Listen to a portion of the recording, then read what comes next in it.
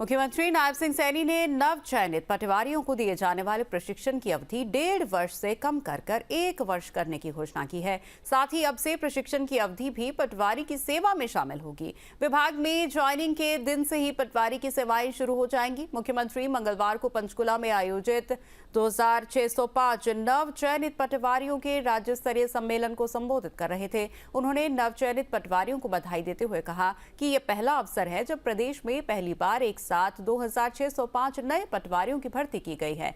मुख्यमंत्री ने सभी पटवारियों का आह्वान करते हुए कहा कि सभी ईमानदारी और पारदर्शिता के पथ पर चलते हुए जनता के साथ संवाद स्थापित करके आम लोगों की समस्याओं का तत्परता से समाधान करेंगे और इस दिशा में कार्य करेंगे। साथ ही विभाग की सभी प्रक्रियाओं को सरल और प्रभावी बनाते हुए तकनीकी और प्रशासनिक नवाचारों को भी अपनाएंगे।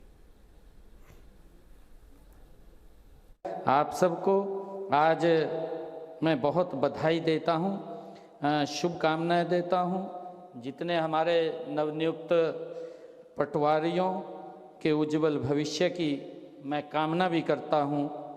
आज आप लोगों की कुछ मांगे थी, मैं उन मांगों की भी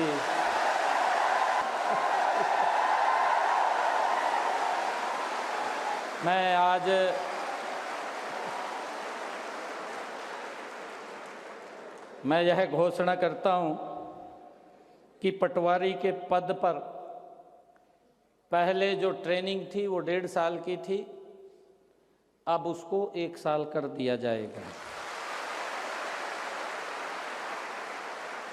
ये प्रशिक्षण 1 वर्ष का होगा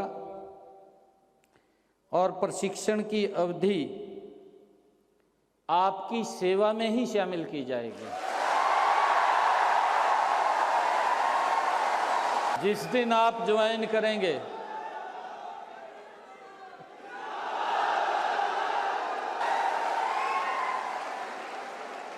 जिस दिन आप ज्वाइन करेंगे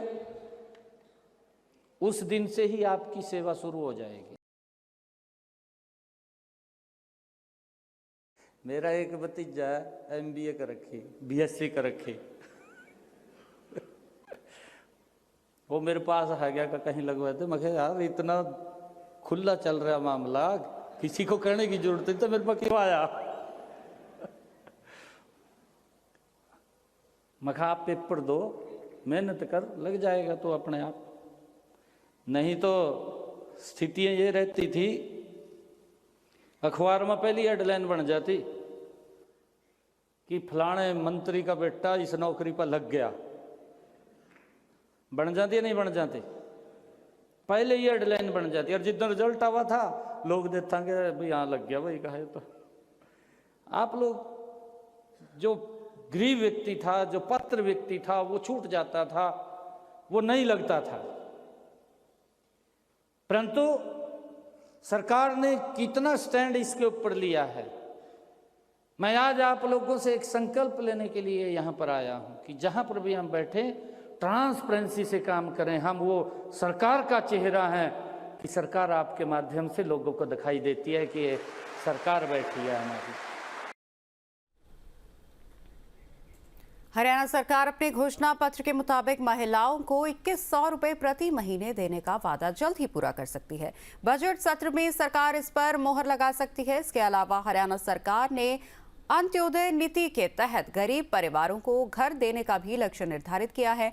हरियाणा बजट सत्र 2025 में सरकार गरीब परिवारों की महिलाओं को 2100 रुपए प्रति महीने देने की तैयारी में है। बजट सत्र में हरियाणा सरकार बुजुर्ग, विधवाओं और दिव्यांगों की पेंशन में भी वृद्धि करने की घोषणा कर सकती है। इसके अलावा प्रदेश सरकार करीब 6 लाख गरीब परिवारों को घर उपलब्ध करवाने की रणनीति पर भी काम कर रही है। इसके लिए गरीब परिवारों को सब्सिडी उपलब्ध करवाई जाएगी। हरियाणा सरकार गरीब परिवारों के कल्याण के लिए वैसे भी कई योजनाएं चला रही है।